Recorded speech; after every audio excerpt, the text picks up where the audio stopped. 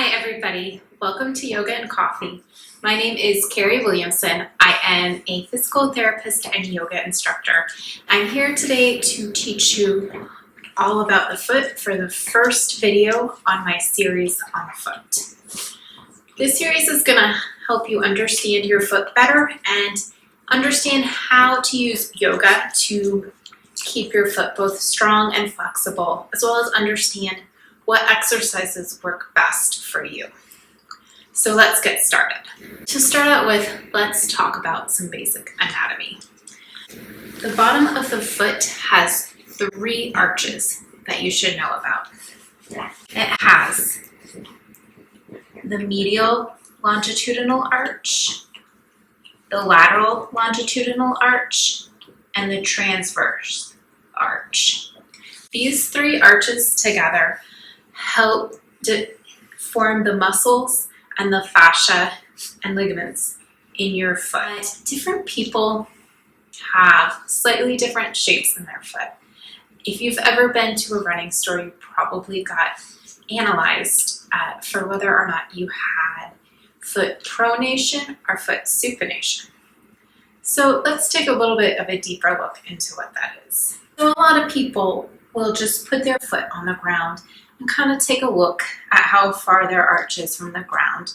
And maybe you don't have an arch at all. Maybe your foot is completely landing on the floor and you have what we call a flat foot. There's debate about whether this is genetic or if it's caused by lifestyle. And then there's other people whose arches are really far away from the ground, and this is called a supinated foot. They tend to be a little bit more stiff. But again, having either a flat foot or a supinated foot, pronated or supinated, doesn't necessarily mean that you have pain or will ever have pain. The connection between postural alignment in general and pain is mixed in the research. What we do find more of is that postural muscle size is a better indicator of whether or not you will have pain down the road. So as we dig a little bit deeper into pronation and supination, I'm going to ask you to be very mindful when you look at your foot and analyze it. I remember in PT school, all of us felt kind of bad after we did postural analysis on ourselves because everyone had some abnormalities. So be really careful to observe the mind chatter, the vritti, it's called in Sanskrit, that's going on in your mind while you are looking at your foot. Make sure that you're being very kind and loving towards yourself and understanding that this doesn't mean there's anything wrong with you or that you're not in good physical condition or that it means you're ever going to experience any pain at all. It will just help you gain both mobility and stability in your foot so that it is well balanced and healthy and strong. So let's take a look. Of course, we all are familiar with the ankle bone. And what you want to do is you can either use a marker, you can just do it with your fingers if you want. You're just going to make a little dot right in the middle of your ankle. Find another bone right here, right where your toe comes into your foot. Your big toe connects right here. There's another bone right here. This is the top of the metatarsal bone. And draw a dot right in the middle of it too. There's going to be a third bone that's a little bit harder to find. It's called navicular tuberosity. And you can put a little dot right here. So if you draw a line from here to here, that's called a fess line. If the dot is below that line, that just means you have some pronation. If it's above it, you have a supinated foot. After you do that mindfully, checking yourself for any judgments or thoughts that you notice, any belief systems, we'll talk a little bit about pronation and supination. In general, if you have a pronated foot, you can do exercises to strengthen the postural muscles or the intrinsic foot muscles in your foot, and that can help you to develop a little bit of an arch. Now remember, you don't necessarily have to fix the arch. You don't have to come back to a completely neutral position, but strengthening those muscles can help you prevent injuries down the road. If your foot was supinated, generally that means that the bone structure is a little bit tighter.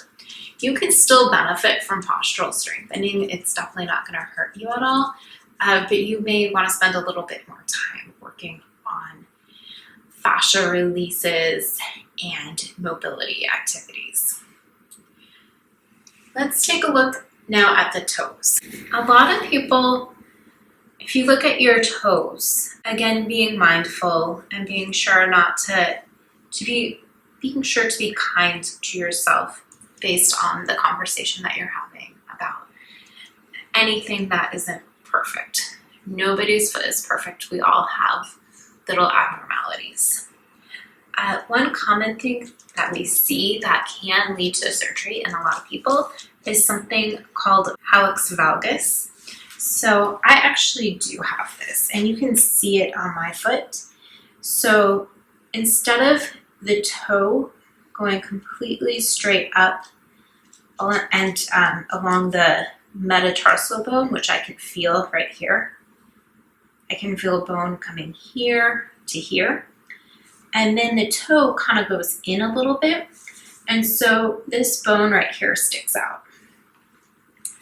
You may have this and it may not cause you pain now. It may never cause you pain, or it may be causing you some pain.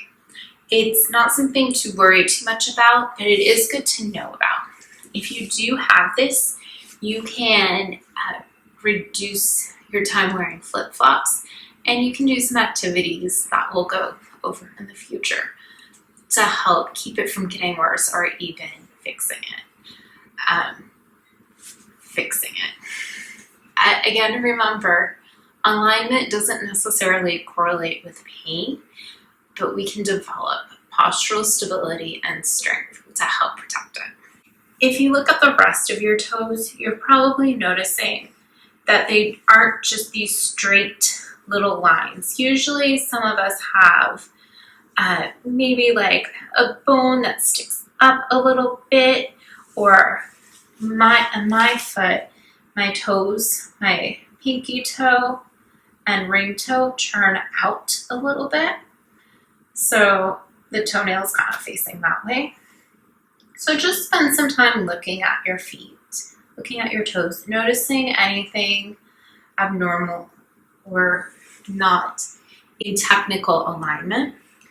And the goal with this isn't necessarily to be worried about having pain. It's not necessarily to fix it, but it's good to understand, and you can adjust some of your postures in order to help prevent anything from getting more extreme or painful. So this is the first video on the series on the foot. I hope you enjoyed it and learned a lot and stayed really mindful. I can't wait to meet you at the next one, where we're going to go over postural strength and intrinsic foot muscle activation. Hope to see you then.